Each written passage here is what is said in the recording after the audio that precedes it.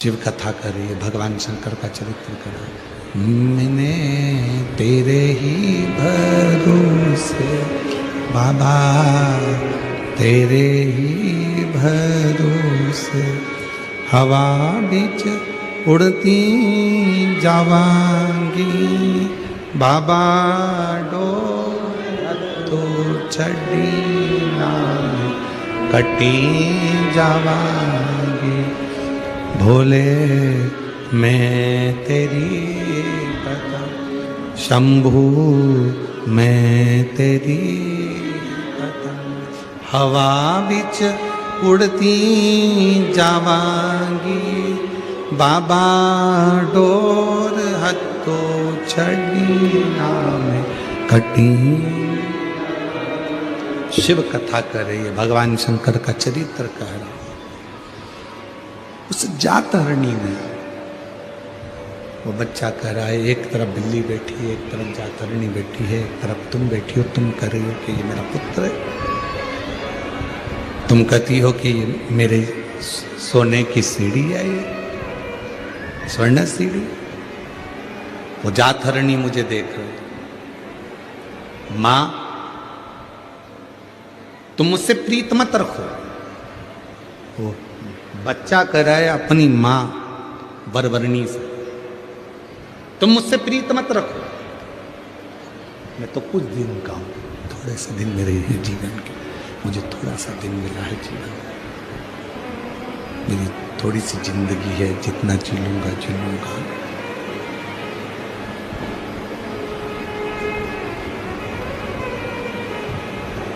ये छोटा सा जीवन मुझे मिला है, छोटा सा जीवन, तो मुझसे प्रीत ना रखो, मुझसे प्रीत मत रखो।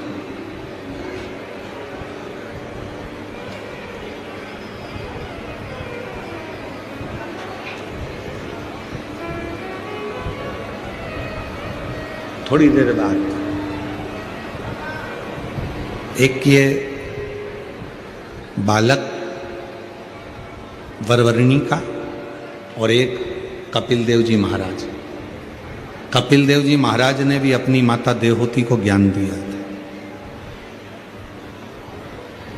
और वरवरणी का जो पुत्र हुआ है आनंद, उसने भी अपनी माता को ज्ञान दिया। देवहूति को जो ज्ञान मिला था, उस देवहूति ने उस ज्ञान से अपने जीवन को सार्थक कर लिया।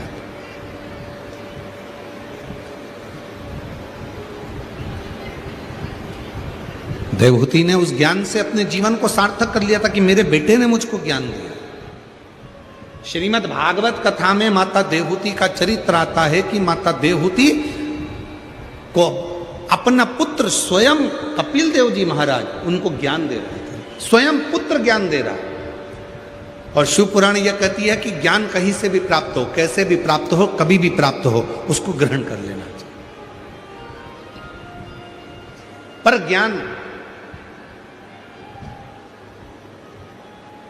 आडंबर के अंधकार में नहीं होना चाहिए, पाखंड के अंधकार में ज्ञान नहीं होना चाहिए।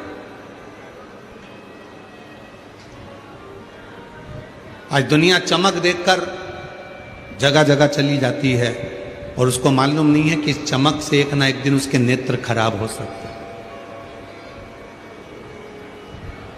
क्यों किसी आडंबर में फंसते हो, क्यों किसी पाखंड में जाते हो? जब राम कथा में माता कौशल्या जी ने राम जी के लिए भाग्य पूछा था, तब शंकर भगवान ने मना कर दिया था कि मैं किसी का भाग्य नहीं बताता, मैं भाग्य बताता नहीं हूं। शंकर जी ने कहा था मैं भाग्य बना देता हूं पर बताता नहीं। जब माता यशोदा जी ने भगवान शंकर से पूछा था कि मेरे पुत्र कृष्ण का भाग्य बता दो, तब भगवान शंकर ने कहा था मैं किसी का भाग्य बताता नहीं हूं, मैं भाग्य बना देता हूं। शिव भगवान शंकर की शिव पुराण भगवान शंकर पर चढ़ाया गया एक लोटा जल, भगवान शंकर का भजन, भगवान शंकर का स्मरण, भगवान शंकर की कथा, भगवान शंकर का मंत्र जाप, श्री शिवाय नमस्तुभ्यम, ओम नमः शिवाय, नमः शिवाय। ये तुमको भाग्य बताएगा नहीं, पर भाग्य तुम्हारा बना देगा। ये भाग्य बना है।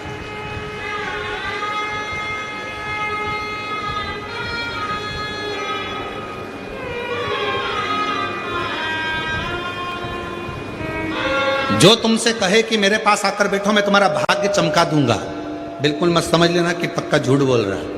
जो तुमसे बोले कि मेरे पास आना मैं तुम्हारा भाग्य बना दूंगा, समझ लेना झूठ बोल रहा है। कहीं मत जाओ, सारी समस्या का हल एक लोटा जल। जम के बोलो, सारी समस्या का हल।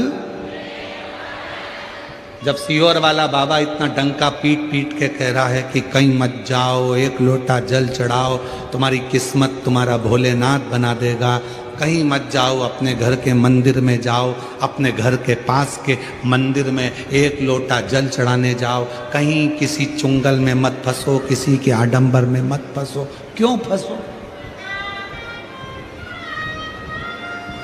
और फिर मिलते हैं वो नासिक जैसा महाराज, फिर मिला वो ऐसा भाग्य बताने के चक्कर में ना जाने कितनों की जिंदगी को बर्बाद कर कर बैठ गया।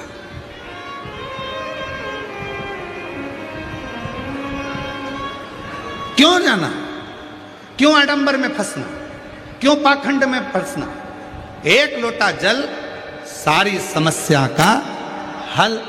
जब दुनिया का हल, राम जी महाराज सेतु पर चढ़ाई, सेतु बांधना चाहते हैं, लंका पर चढ़ाई करना चाहते हैं, तो मेरे राम जी ने एक लोटा जल चढ़ाया, शिव जी को राजी करा, लंका का राज्य पाया। मेरे भगवान कृष्ण के घर में जब 16,108 रानियां थी, संतान का सुख नहीं हुआ, तो गर्गाचार्य बाबा से पूछा कि मैं क्या करूं जिससे मुझे संतान हो। गर्गाचार्य बाबा ने कहा शिव जी की साधना करो, एक लोटा जल चढ़ाओ। एक एक रानी के साथ में 11-11 दिन तक बैठकर भगवान कृष्ण ने 16,108 रानियों के साथ बैठकर शिव जी की साधना करी, और उनके घर में 1,77,186 बच्चे हुए। शिव की कृपा से, शंकर की करुणा से, शिव की उदार, शंकर की साधना से। राम जी शिव जी की साधना करते, भगवान कृष्ण शिव की साधना करते। ऐसा कोई देव बता दो जो भगवान शंकर की साधना नहीं करता। भागवत पुराण, अग्नि पुराण, नर्मदा पुराण, पद्म पुराण, जितनी पुराण उठाकर देखना, सारी पुराणे उठाकर देखिए, और जितने चरित्र उठाकर देखना उतने चरित्र उठाकर देखिए।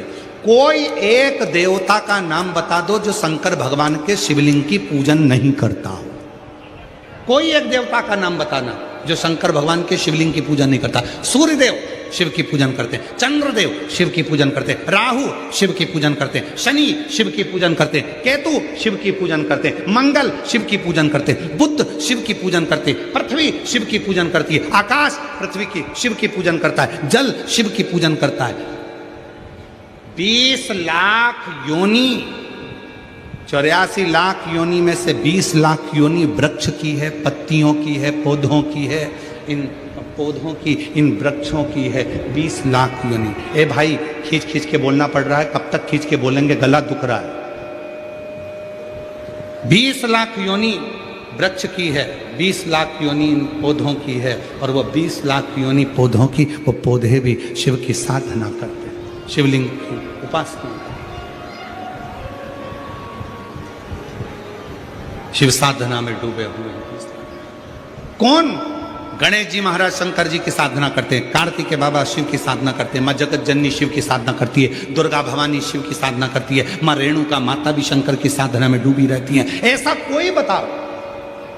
सप्तशृंगी माता शिव की साधना करती है, माँ विजासन शिव की साधना करती है, माँ जगत जननी शिव की साधना करती है, माँ सरस्वती शिव की साधना करती है, ब्रह्मा शिव की साधना करते हैं, विष्णु शिव की साधना करते हैं। ऐसा कोई इंद्र शिव की साधना करते हैं। ऐसे कोई देवता, जो देवता शिव की साधना ना करता हो उसका नाम बताओ, जो शंकर के शिवलिंग की पूजन नहीं करता। हमारे 33 कोटि देवताओं ने हमको उपदेश दिया कि तुम कहीं मत भटको, केवल एक काम करो, अपने घर से एक लोटा जल लो और शंकर भगवान को समर्पित करना प्रारंभ करो। शिव सारी समस्या का हल तुम्हारे सामने कर देंगे। कहीं मत जाओ, कहीं।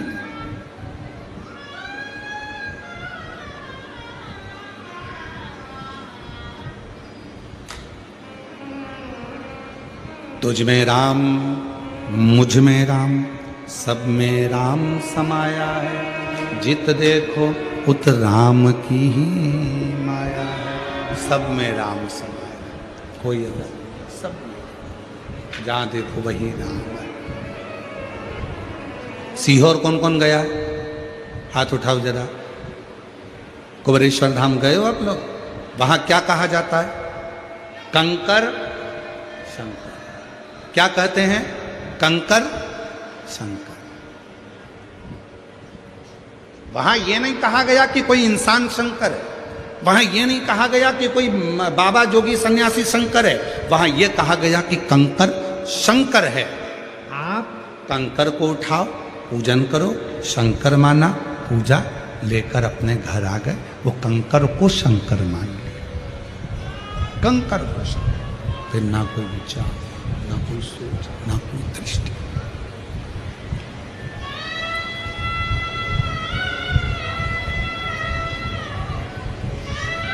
एक प्रसंग याद आता है।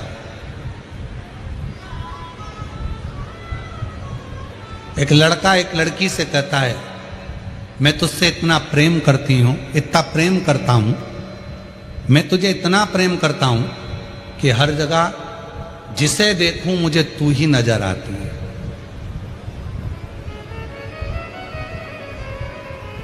मैं तुझसे इतना प्रेम करता हूं, इतना प्रेम करती हूं कि जहां देखूं मुझे हर एक में तू ही नजर आता है। अगर हर एक में तू ही नजर आता है तो फिर यह प्रेम कहां हुआ? प्रेम किसको कहते हैं? कि तेरे सिवा कोई और नजर ना आए तो समझ लो कि प्रेम हुआ है। अरे, और लोग क्या कहते हैं?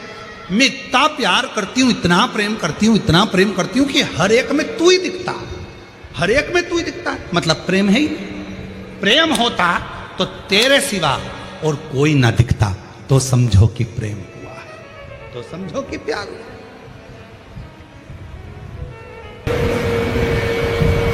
एक माँ देवहूति, दूसरी नंबर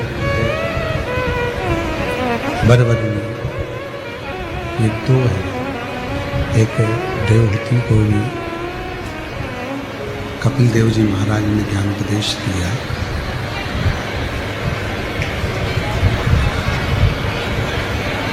और वरवर्णी को भी उसके पुत्र ने ज्ञान उपदेश दिया।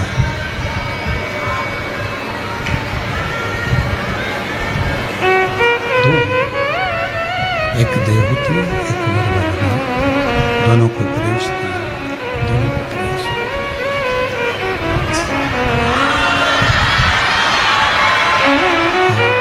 दोनों को जो उपदेश दिया, देवहूति ने तो उपदेश को, देवहूति माता कपिल देव जी महाराज के उपदेश को शंभु शरण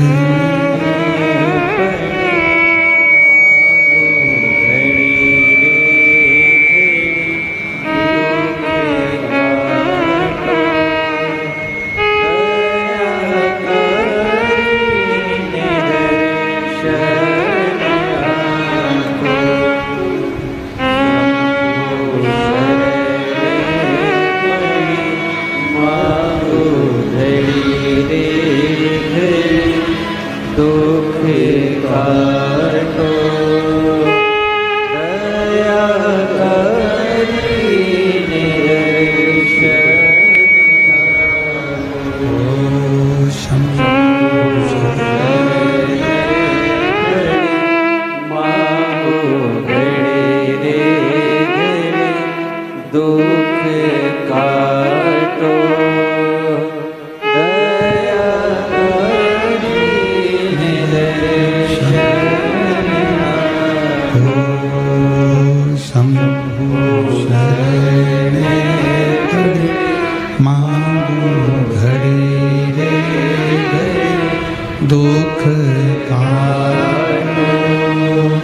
दया करीन दर्शन आपो शंभु शरण माको दुख काटो दया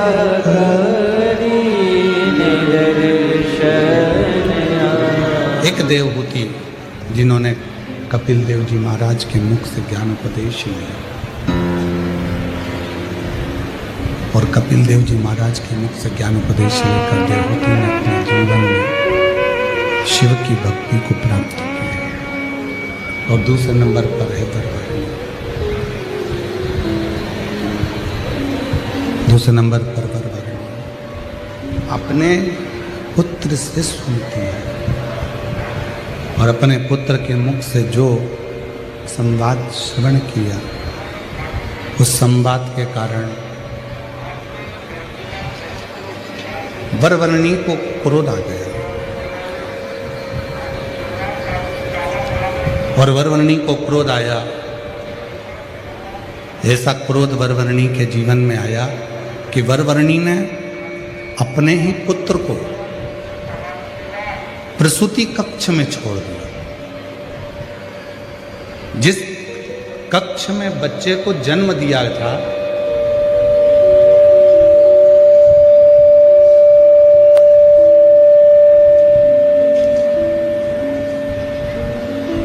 जिस कक्ष में बच्चे को जन्म दिया था, उसी कक्ष में अपने पुत्र को छोड़ दिया। क्यों? क्योंकि वो बच्चा उपदेश दे रहा था। अब दो उपदेश का क्रम शिव महापुराण कथा कह रही है। एक है माता देवहूति के लिए कपिल देव जी महाराज का उपदेश, और दूसरा है वरवर्णी के लिए आनंद का उपदेश, वरवर्णी के पुत्र आनंद का उपदेश। दो उपदेश।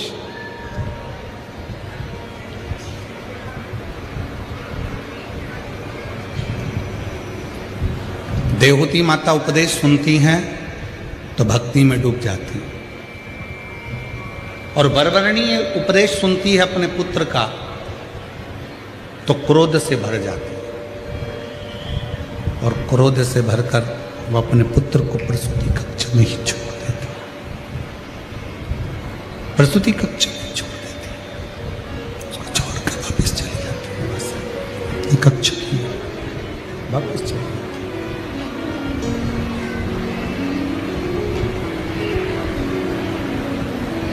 जब जैसे ही वरवर्णी बेटे को प्रसूति कक्ष में छोड़कर गई, जैसे ही वरवर्णी प्रसूति कक्ष में अपने पुत्र को छोड़कर गई, वैसे की वैसे ही जात हरणी आ गई। और वो जात हरणी जिसको वर था 3 स्थान से बच्चों को बदलने का, एक स्थान से लेकर जाती थी, दूसरे जहाँ बच्चे का जन्म हुआ था वहाँ रख देती थी, और वहाँ के बच्चे को उठाकर तीसरी जगह ले जाती थी, तीसरी जगह रखकर उसका भोजन कर, तीसरी जगह के बच्चे को उसको खाना था।